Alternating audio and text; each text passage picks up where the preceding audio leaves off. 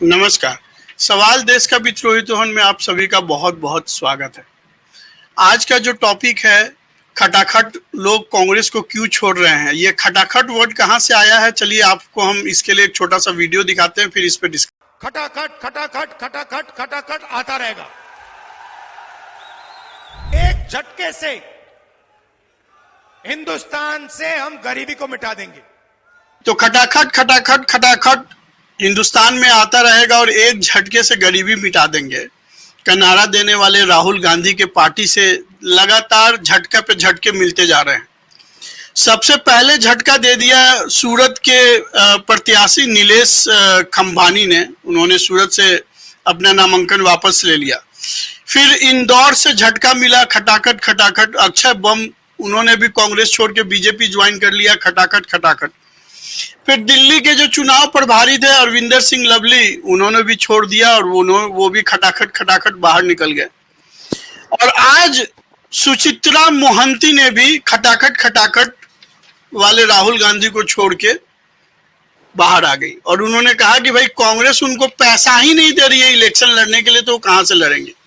तो ऋषभ जी, आपसे सबसे पहला सवाल बनता है कि जब खटाखट खटाखट गरीबी को देश से वो मिटा सकते थे एक झटके में, तो 60 साल तक कांग्रेस की सरकार रही, तो वो एक झटका का मौका नहीं मिला क्या राहुल गांधी को।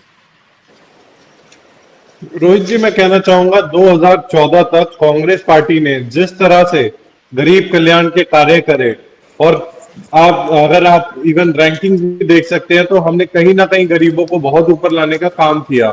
पर जिस तरह से पिछले 10 सालों में महंगाई, बेरोजगारी, मोदी जी के राज में जो युवा बेरोजगार हुए, अग्निपथ जैसी में आई, इन सब के तहत जितना पीछे ले गए हैं देश को मोदी जी, राहुल जी के भाषण का यही कहना है कि जितना पीछे मोदी जी लेके गए हैं, हम उस सब पीछे को वापस लाना चाहते हैं। 2014 की तरह ही, जिस तरह हमारा देश आगे बढ़ रहा था, हम उसी तरह देश को आगे बढ़ाना चाह रहे हैं।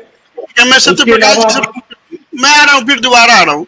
सत्यप्रकाश जी, राहुल गांधी ने कहा कि एक झटके में वो गरीबी दूर कर सकते हैं, तो ये 60 साल तक उनको वो झटका नहीं मिला था।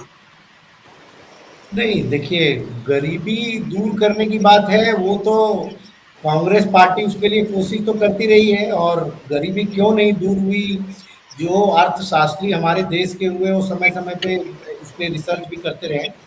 लेकिन सवाल ये उठता है कांग्रेस पार्टी पे भी कि आपने देश में सबसे अधिक समय तक शासन किया और उसके बाद भी आप उन्हीं विषयों को उठा रहे हैं और उन्हीं विषयों के लिए आज भी जनता के पास वोट मांगने के लिए जा रहे हैं, जिसके लिए आप 1947 के बाद सत्ता में आए थे। मतलब 47 में भी सत्ता, जवाब दीजिए, और 2024 में भी आप उसी विषय पे सत्ता मांग रहे हैं। तो ये जनता है, अब नेटिजन्स का जमाना है, जनता सब देख रही है, समझ रही है। तो ये चीज जनता के सामने है। ठीक है। और जो खटाखट वाली बात है कि खटाखट गरीबी खत्म हो जाएगी, वो भारत जैसे देश में तो इतनी आसान नहीं है कि गरीबी को इतनी आसानी से हटाई जा सकती है। ऋषभ जी, सत्यप्रकाश जी का जवाब दीजिए, जो सत्यप्रकाश जी ने सवाल उठाए। कांग्रेस पार्टी बहुत सारी योजनाएं चलाई, मनरेगा चलाया इन्होंने, बीपीएल स्कीम लाए, लेकिन इतना बड़ा देश है और आजादी के बाद बहुत सारी सर्कमस्टेंसेस रही, उन सब चीजों को देखते हुए ये आसान भी नहीं थी। लेकिन हाँ, सवाल तो कांग्रेस पार्टी पे ही। ठीक है, ऋषभ जी जवाब दीजिए। 60 साल में आप कुछ नहीं कर पाए, आप उसी नाकामी को आज सवाल बना के दूसरे पार्टी से पूछ रहे हैं।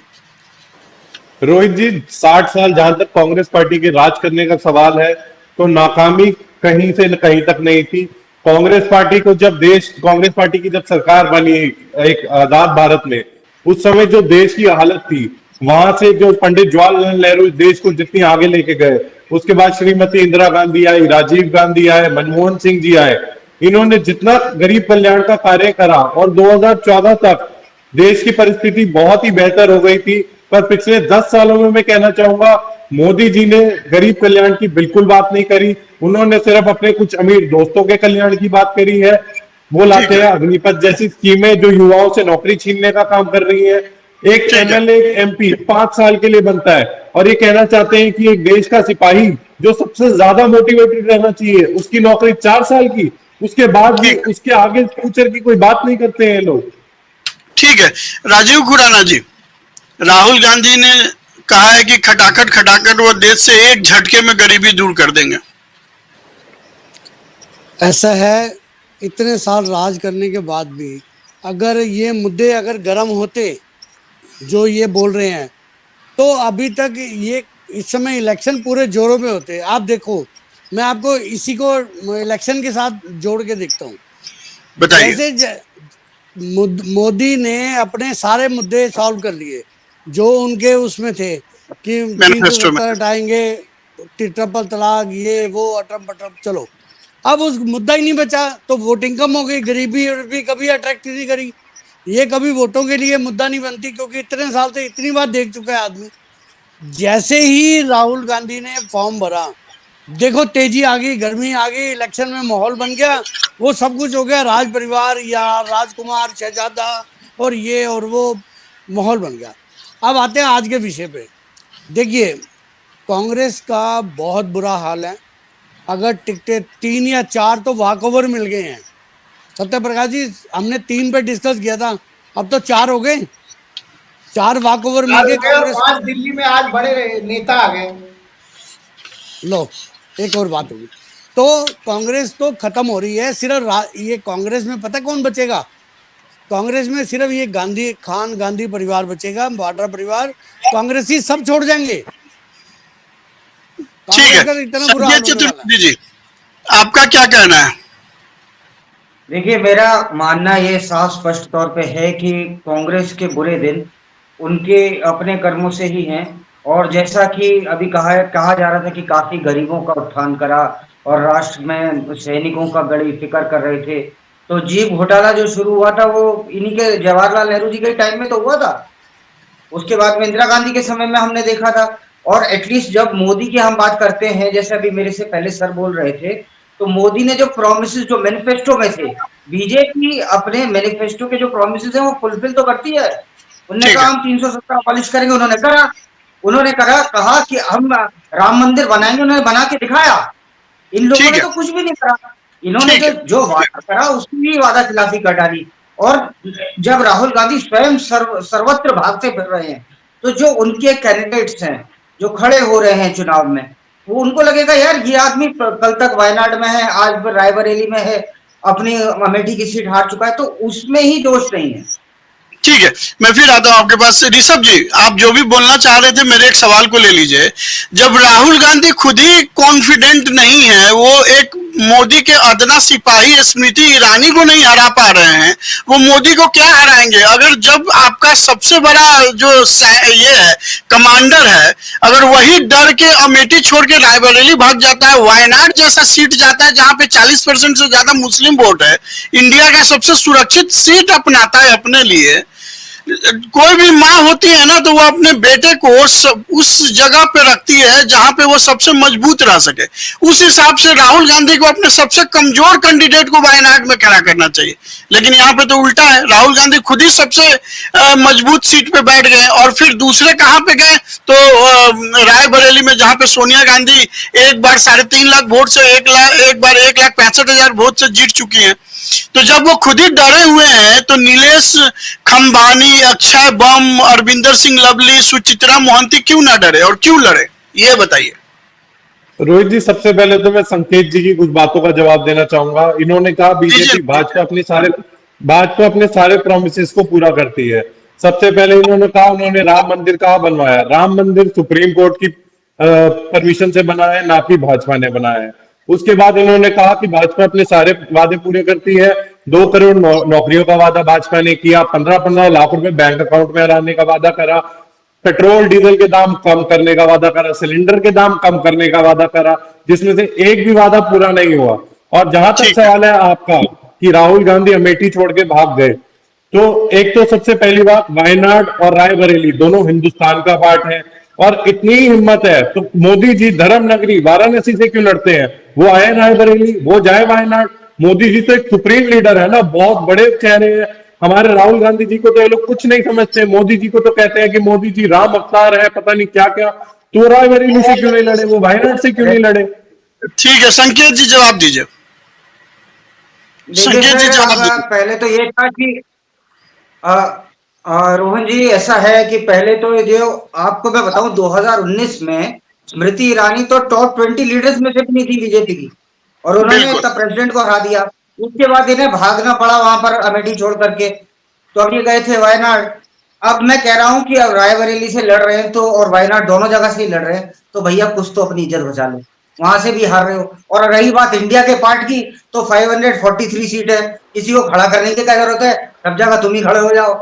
फिर राहुल गांधी, ठीक इंदिरा, वो कहते हैं राहुल गांधी, सोनिया गांधी, और अच्छा वो लड़की हूँ, लड़ सकती हूँ, उनको तो नहीं लड़वा रहे भैया, उनको लड़ने के ठीक लिए है। कोई स्कोप तो दो। और ऋषभ जी 10 सेकंड में संकेत जी का जवाब दीजिए, फिर मैं सत्य प्रकाश जी के पास जाऊंगा, फिर राजीव खुराना जी के पास आऊंगा। 10 सेकंड में। लड़की हूँ, लड़ सकती हूँ, लेकिन अब तो संकेत जी, लड़की भी छोड़ के जा रही हैं। आज भी एक लड़की छोड़ के चली गई, सुचित्रा मोहंती। बिल्कुल, एक लड़की सुचित्रा मोहंती कांग्रेस को बिल्कुल छोड़ के गई है। पर मैं कहना चाहूंगा, जो प्रज्वल रेवन्ना, जो 400 रेप के आरोपी, 400 औरतों के जिन्होंने रेप करे हैं, उनको भाजपा ने शरण दी। मोदी जी उनके लिए प्रचार करते हैं, बेटी बचाओ का नारा ये देते हैं। देश की पहलवान बेटियां जब सड़क पे बैठती है, उन्हीं के उसी ब्रिजभूषण के बेटे को टिकट ये पार्टी देने का काम करती है। हाँ, फिर ये हमारा बेटी संकेत बचाओ जी, का प्लीज नारा वेट कीजिए। बेटी। और जहां तक बात है राहुल गांधी की दोनों सीटों की, संकेत जी आप बिल्कुल चिंता मत कीजिए, राहुल गांधी जी दोनों ही सीटों पे भारी मतों से जीतने जा रहे हैं। राहुल गांधी तो क्या, पूरा इंडिया अलायंस 4 जून को सरकार ठीक है सर, बनाने जा रहा है। ठीक है। सत्य प्रकाश जी, जो मेरा मूल क्वेश्चन है कि कांग्रेस से लोग छोड़ क्यों रहे हैं, जिनको टिकट मिल रहा है उसके बाद लोग क्यों छोड़ रहे हैं? आपको याद होगा 2014 में कांग्रेस का टिकट लेना एक अचीवमेंट हुआ करता था, कांग्रेस की अंदरूनी लड़ाई हो जाती थी। 14 के पहले भी कांग्रेस अक्सर इसलिए हार जाती थी क्योंकि उनके टिकट के लिए लोग आपस में लड़ जाते थे, इंटरनल कलह की वजह से कांग्रेस हार जाती थी ज्यादातर सीटों पे। अब ये हाल हो गया है कि टिकट मिलने के बाद लोग लड़ने को तैयार नहीं है। ये तो बहुत ही ज्यादा हताशा हो गया है कांग्रेस में। रोहित जी, दो प्रश्न आपने उठाए हैं कि एक तो पहला, बहुत सारे कैंडिडेट खास करके जो टॉप लीडर होते हैं दो जगह से चुनाव लड़ते हैं। जैसे कि राहुल गांधी जी लड़ रहे हैं, पिछली बार मोदी जी भी 2 जगह से लड़े, और ये सबको पता है कि जो प्रधानमंत्री मोदी जी हैं वो कड़े और डिसाइसिव फैसले लेने के लिए, तो ऐसा ना हो आने वाले वक्त में कि ये भी एक बिल लोकसभा में आप सुनेंगे आ गया कि एक कैंडिडेट एक ही जगह से चुनाव लड़ेगा। एक तो ये बहुत बड़ी चीज आने वाले वक्त में, क्योंकि ऐसी ठीक है। खबरें आ रही हैं कि अभी करंट पे बताइए कि करंट में ऐसा क्या हो रहा है कांग्रेस प्रत्याशियों के साथ? क्या उनका मनोबल टूट गया है, या उनको लगता है कि मैं जीत ही नहीं पाऊंगा तो क्यों लड़ूं और बदनामी क्यों लूं? मैं आपके इसी सवाल पे आ रहा हूँ। देखिए, कांग्रेस पार्टी को अपने अंदर असेसमेंट करने की जरूरत है। बिल्कुल। वो पार्टी जो आजादी में जिसका सबसे अहम रोल रहा, जिसके नेता आजादी के सबसे बड़े सूत्रधार थे, उस पार्टी की आजादी मिलने के 70 वर्षों बाद ये हश्र हो गया कि उसके उम्मीदवार चुनाव नहीं लड़ना चाह रहे हैं। दूसरी चीज, कांग्रेस पार्टी की एक स्थिति और, आप जो इनके 4 कैंडिडेट चुनाव मैदान से भागे हैं, आप ये समझिए कि मोदी जी एकदम क्लियर है, उनका एजेंडा क्लियर है कि मुझे हिंदुत्व पे, मुझे सनातन पे, मुझे राष्ट्र पे बात करनी है, मुझे इन्हीं विषयों पे वोट मांगनी है। लेकिन कांग्रेस पार्टी का जो एजेंडा है वो क्लियर नहीं है। वो कभी ऋषभ जी, आपका एजेंडा क्लियर नहीं है, आपका एजेंडा क्लियर नहीं। कभी आप माइनॉरिटी पे आ जाते हैं, कभी रोजगार पे, कभी गरीबी पे। रोहित जी, कभी माइनॉरिटीज पे, कभी SC ST पे, कभी पाकिस्तान पे, कभी नेपाल पे, कभी चाइना पे। इनका एजेंडा मुझे लगता है कि क्लियर नहीं है, जिसकी वजह से जो इनके लीडर है, चुनाव प्रचार में भी जो इनके भाषण है वो कॉन्फिडेंस नहीं दिखे। इन शॉर्ट आपके नेता ही इतना कंफ्यूज है, उनको पता ही नहीं है कि कौन सा मुद्दा चलेगा, कौन सा मुद्दा नहीं चलेगा। उनको जमीनी हकीकत की जानकारी ही नहीं है, पब्लिक का नब्ज पता ही नहीं है। और ये बात मोदी जी में है, मोदी जी पब्लिक का नब्ज जानते हैं। रोहित जी, सबसे पहले आपने बात करी गुजरात और इंदौर की, तो मैं बताना चाहूंगा गुजरात में जो हुआ वो पूरे देश के लिए शर्मनाक बात है। कांग्रेस कैंडिडेट के लिए, जिन्होंने भी, जो उनके वो जो होते हैं, जो नॉमिनेशन फाइल करने में विटनेस होते हैं, वो दोनों उनके फैमिली मेंबर थे। किस तरह से दोनों फैमिली मेंबर गायब कराए गए। इंदौर में किस तरह से धमका डरा के कांग्रेस के कैंडिडेट को बिठाया गया। तो ये देश के लिए शर्मनाक बात है। हम कहते हैं मोदी जी डिक्टेटर है, क्यों गलत कहते हैं? इन्हीं हरकतों की वजह से उनकी कहते हैं। ऋषभ जी एक सेकंड। अगर कांग्रेस पार्टी के प्रत्याशी को बीजेपी ने कुछ किया था तो फिर कांग्रेस पार्टी ने उसको 5 साल के लिए उसको निष्कासित क्यों कर दिया पार्टी से? क्योंकि रोहित जी यार देखिए, कब तक हाँ जी, कमियों को छुपाने के लिए आप दूसरे पार्टी पे इल्जाम लगाते रहेंगे? हम किसी पार्टी पे इल्जाम नहीं लगा रहे हैं। आपने कहा कि कांग्रेस में टिकट लेने के लिए कोई नहीं बचा है। अगर टिकट लेने के लिए नहीं बचा होता तो ऐसे लोग पार्टी छोड़ छोड़ के नहीं भाग रहे होते। हरियाणा में बीजेपी के 10 में से 6 कैंडिडेट पूर्व कांग्रेसी, अगर आपको इस बात की जानकारी हो तो 10 में से 6 अगर कांग्रेसियों को टिकट देना है तो भाजपा के लिए जो मेहनत कर रहे हैं कार्यकर्ता, वो लोग क्या बेफजूल का काम कर रहे हैं? ये कांग्रेसियों को बुलाते हैं, टिकट दे देते लेकिन हैं। आप मेरे मतलब इनके मूल पास सवाल अपने का जवाब नहीं दे रहे हैं ना। मेरे मूल सवाल का जवाब आप अभी भी नहीं दे रहे हैं। राहुल गांधी ने कहा डरो मत, प्रियंका गांधी ने कहा कि लड़की हूं, लड़ सकती हूं। दोनों ने सरेंडर कर दिया। जहां से लड़ना चाहिए राहुल गांधी को, राहुल गांधी नहीं लड़ रहे हैं अमेठी से, और प्रियंका गांधी तो कहीं है ही नहीं, किसी भी जगह से नहीं लड़ रही हैं। और दूसरी बात यह है कि जो लोग लड़ना भी चाहते हैं उनका भी मनोबल आप तोड़ दे रहे हैं। एक बात बताइए, अभी कुछ दिन पहले राहुल गांधी ने प्रेस कॉन्फ्रेंस किया था और बीजेपी पे इल्जाम लगाया था कि उनके अकाउंट को फ्रीज कर दिया गया है। अब तो आपका अकाउंट खोल भी दिया गया, उसके बाद भी आप अपने प्रत्याशी का फाइनेंशियल मदद नहीं कर पा रहे हैं। इसमें आप क्या चाहते हैं कि बीजेपी अपना फंड दे दे? रोहित जी देखिए, तरह तरह की बातें होती हैं। जहां तक बात है राहुल गांधी जी के चुनाव लड़ने का, तो ये कोई पहली पूरी आज तक के इतिहास में पहली बार तो हो नहीं रहा। इससे पहले अडवाणी जी ने भी अपनी सीट बदली, माननीय अटल बिहारी वाजपेयी जी ने भी अपनी सीट बदली। भागे तो नहीं भी। भागने का कौन सा? वो कोई नेपाल से थोड़ी चुनाव लड़ रहे हैं, चाइना से थोड़ी चुनाव लड़ रहे हैं। ठीक है, तो फंड क्यों नहीं दे रहे हैं जिसकी वजह से ऐसे कहते हैं जैसे अभी भाई जो मिस मोहंती ने जो छोड़ दिया आपकी पार्टी, वो तो बोल रही है कि हमें लड़ने के लिए 1 रुपया भी नहीं दिया जा रहा है कांग्रेस से। रोहित जी अंदर की बात किसी को नहीं पता होती। क्या पता उनके मन में क्या चल रहा, उन्हें क्या भाजपा से लालच दिया गया और छोड़ने के लिए। आपको तो तो बता दूं कि वहां पे जो कॉन्टेस्ट है वो बीजेपी और बीजेडी में है। कांग्रेस वहां पे सीन में ही नहीं है। तो आप इस बात के लिए समझ लीजिए कि कांग्रेस के जाने से बीजेपी को नुकसान है, क्योंकि वो वोट जो बीजेपी के अगेंस्ट है वो बीजेडी को चला जाएगा। और अभी क्या था कि बीजेपी के अगेंस्ट में अगर कांग्रेस रहती तो बीजेडी का वोट काटता वो। बिल्कुल। तो रोहित जी वही मैं कहना चाह रहा हूं कि जहां तक उन्होंने बात करी कि उनको फंड नहीं मिल रहे हैं, चुनाव लड़ने के लिए पैसा नहीं मिल रहा है, तो ये सारी बातें काल्पनिक है। ऐसा कुछ नहीं है। कांग्रेस पार्टी ने हर एक अपने कार्यकर्ता को जितना रेलिवेंट फंड होना चाहिए उतना फंड दिया है। हमें नहीं पता उन्हें क्या लोभ लालच मिल रहा है, कौन सी पार्टी से मिल रहा है। ठीक है सर, हम फिर आते हैं आपके पास। खुराना साहब बोलना चाह रहे हैं कुछ, फिर संकेत जी आपके पास आते हैं। देखिए, कांग्रेस आज तक ना वोटर की नब्ज क्या, ये किसी की नब्ज ही नहीं समझ पाए।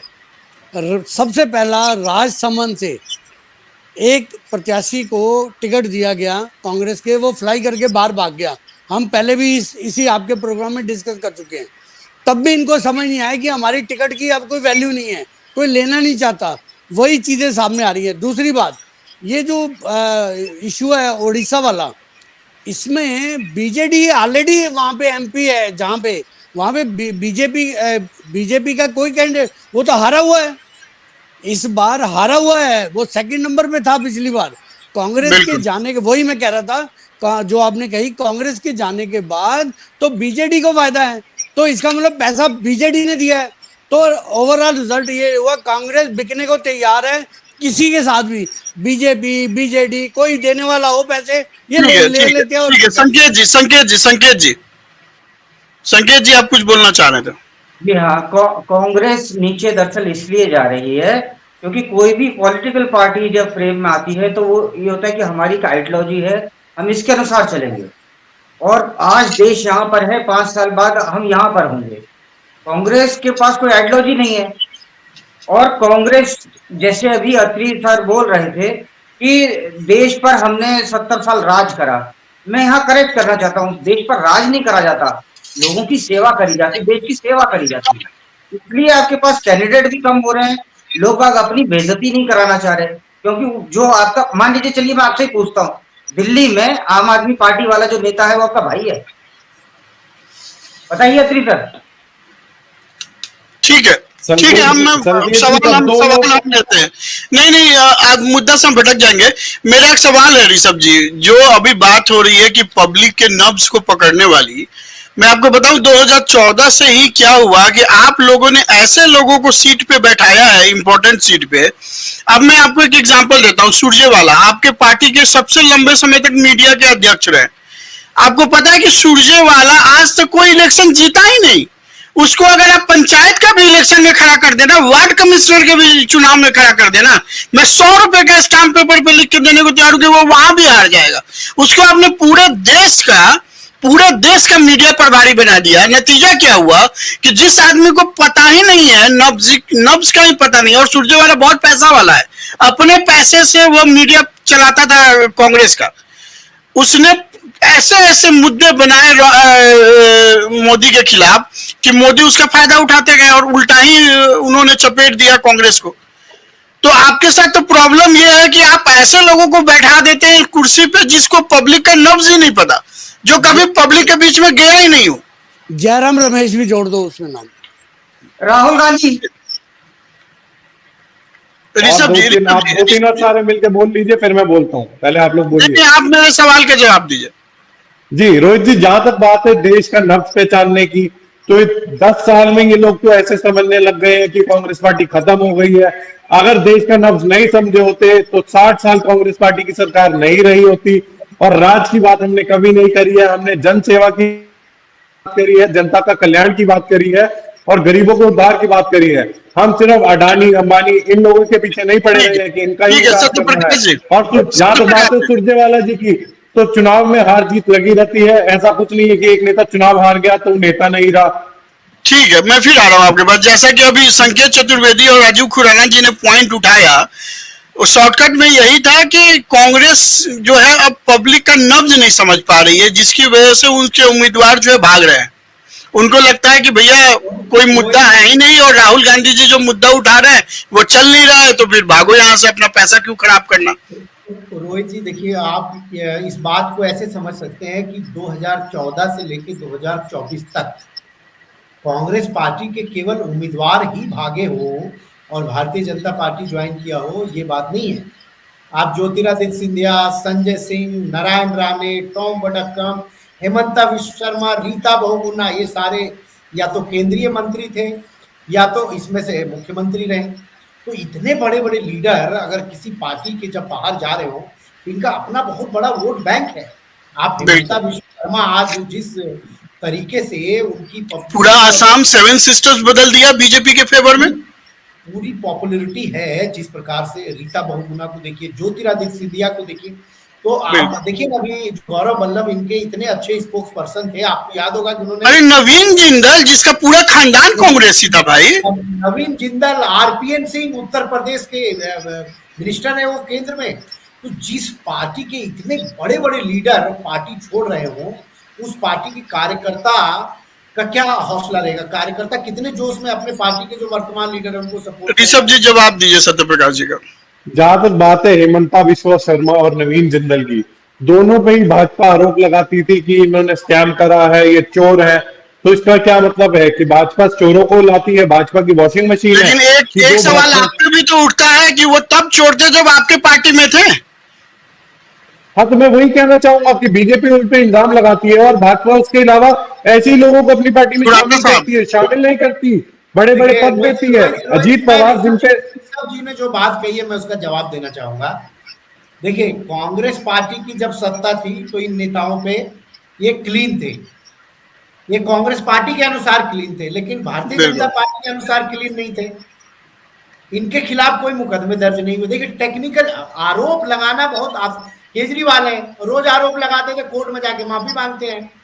ठीक है, सवाल ये उठता है कि राजनीति में ऐसे आरोप कभी कभी ये भी आपने देखा, आपने केजरीवाल का नाम ले लिया है तो एक अपडेट जरूर देना चाहिए इस प्रोग्राम में कि हो सकता है कि केजरीवाल को 1% चांस है कि सुप्रीम कोर्ट जो है इलेक्शन में प्रचार करने के लिए बेल दे दे। 1% चांस है, ये संभव है। देखिए, राजनीति में भी एक उनका अधिकार है और सुप्रीम कोर्ट के फैसले पे हम सब यहाँ टिप्पणी तो कर नहीं सकते कि क्या सुप्रीम कोर्ट कांग्रेस का चचेरा भाई। हाँ, कांग्रेस पार्टी, देखिए कांग्रेस पार्टी का चचेरा भाई भी आप नहीं कह सकते हैं। कांग्रेस पार्टी का सबसे बड़ा विरोधी, सौतेला भाई, कांग्रेस पार्टी की आप कहे ना, मतलब जमी कुर्सी के नीचे सुराख कर दिया और कांग्रेस पार्टी को पता ही नहीं चला। पंजाब में भी और दिल्ली में भी। कांग्रेस पार्टी ने जो है फिर से गठबंधन कर लिया। ठीक है, इस आम आदमी के नेता पानी ठीक है, फिर हम टॉपिक से डेविएट हो जाएंगे सत्यप्रकाश जी, ओरिजिनल टॉपिक पे आते हैं 10 सेकंड में। नहीं, आप हमने तो अपनी बात बता दी कि कांग्रेस पार्टी को सेल्फ असेसमेंट करने की जरूरत है। ठीक है, खुराना साहब देखिए, बीजेपी वॉशिंग मशीन है कि नहीं है, वो पूरा बहुत बड़ा धोबी घाट है। कांग्रेस के जितने भी डर्टी लोग आएंगे उसमें वॉश हो जाएंगे, नहाएंगे धोएंगे, हमें नहीं पता। बट बात ये है कि आपके चुनाव का लड़ने का तरीका कांग्रेस के जो ट्रेडिशनल था, इतनी पुश्तों से चला आ रहा है, उस पर क्वेश्चन मार्क लग गए हैं, क्योंकि अवेयरनेस क्रिएट हो गई है। आज की डेट में वोटर एक वोट की कीमत जानता है, वो सोच समझ के देता है। ठीक है, संकेत जी आप कुछ बोलना चाह रहे थे जल्दी से, फिर मैं आता हूँ सत्यप्रकाश जी आपके पास। नहीं, मैं तो सत्यप्रकाश, जो मेरे से पहले सर ने बोला, मैं उन्हीं के बात को थोड़ा सा एक्सटेंड कर रहा हूँ, 10 सेकंड में अपनी बात खत्म कर रहा हूँ कि माना बीजेपी की वॉशिंग मशीन है, धोबी घाट है, तो मैं कह रहा हूँ अत्री साहब आपका भी स्वागत है। नहीं जी संकेत जी, आप चिंता मत कीजिए, हम कांग्रेसी थे, हैं और रहेंगे। नहीं, हम अगर एक एडवाइस है अत्री जी, अगर दे सके राहुल गांधी को, नेशनल हेराल्ड केस में ये बाहर है, इसको बोलो बीजेपी ज्वाइन कर ले, साफ हो जाएगा। सबसे बड़ा प्रूफ तो ये होगा वॉशिंग मशीन का। राहुल गांधी जी डरपोक नहीं है, आप चिंता मत कीजिए। हमें कोई सत्ता और उसका लालच नहीं है। राहुल गांधी जी अपनी जिस पार्टी में उसी में रहेंगे। ठीक है, सत्यप्रकाश जी 10 सेकंड। आपको बेसिक फंडामेंटल जाननी होगी कि कांग्रेस पार्टी का ये हासिल क्यों हुआ। 2013-14 का मुजफ्फरनगर दंगा हुआ, आपको पता होगा, सब जानते हैं।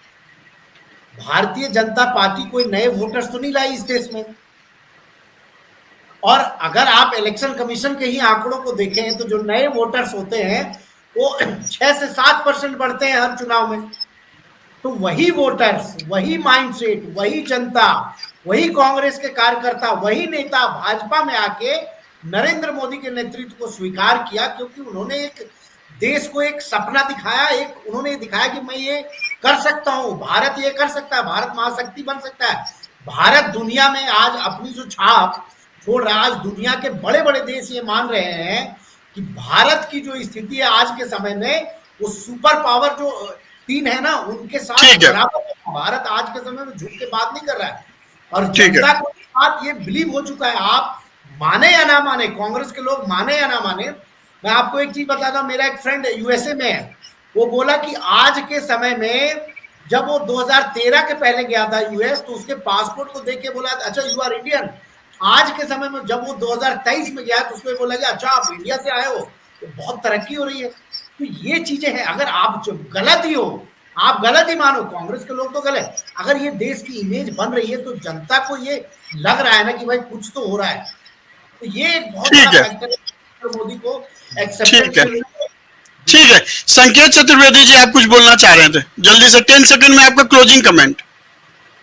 मेरा क्लोजिंग कमेंट सिर्फ इतना सा है कि देखिए, जो बेसिक, अगर मान लीजिए आप एक युद्ध में जा रहे हैं, चुनाव एक प्रकार से युद्ध ही है।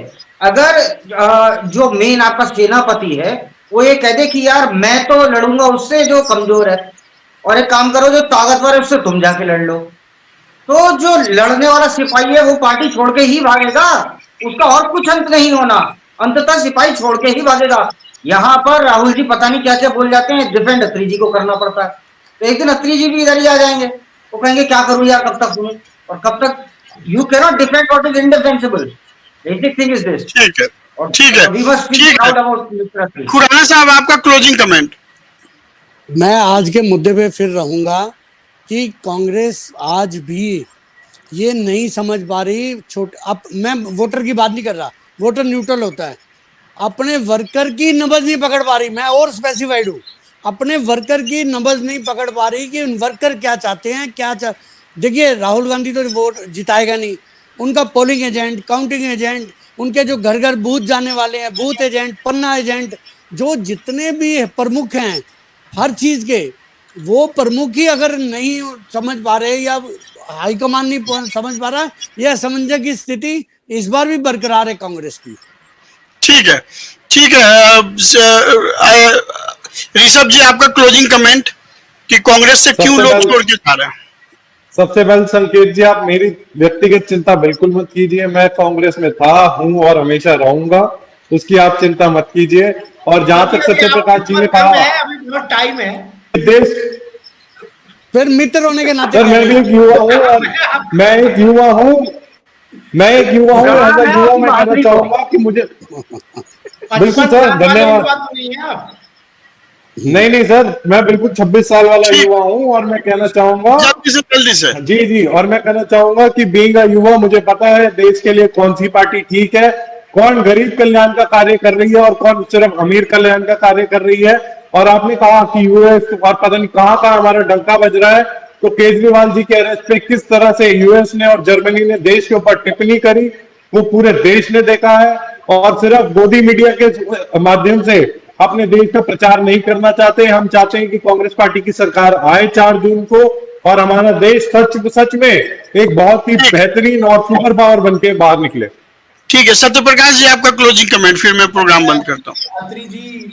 यात्री जी ने जो एक प्रश्न उठाया कि केजरीवाल के अरेस्ट पे जर्मनी और कनाडा की मीडिया, तो आप ये भी जान लीजिए कि भारत के आतंकी उन देशों में छुपे हुए हैं, और वैसे देश अगर भारत में भ्रष्टाचार कर रहा कोई नेता और उसको कोई गिरफ्तार कर रही एजेंसी और उस पर सवाल उठाता है, तो भारत को इसमें घबराने की जरूरत है।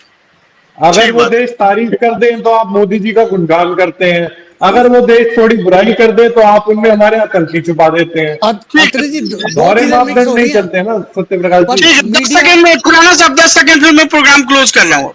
अत्री जी जो बात कर रहे हैं वो मीडिया की बात कर रहे हैं, और सत्य प्रकाश जी जो बात कर रहे हैं पब्लिक की कर रहे हैं। पब्लिक में बहुत बड़ी इमेज है इस समय इंडिया के पासपोर्ट की। मेरे बच्चे बाहर रहते हैं, मुझे पता है। ठीक है, तो बस आज के प्रोग्राम में इतना ही।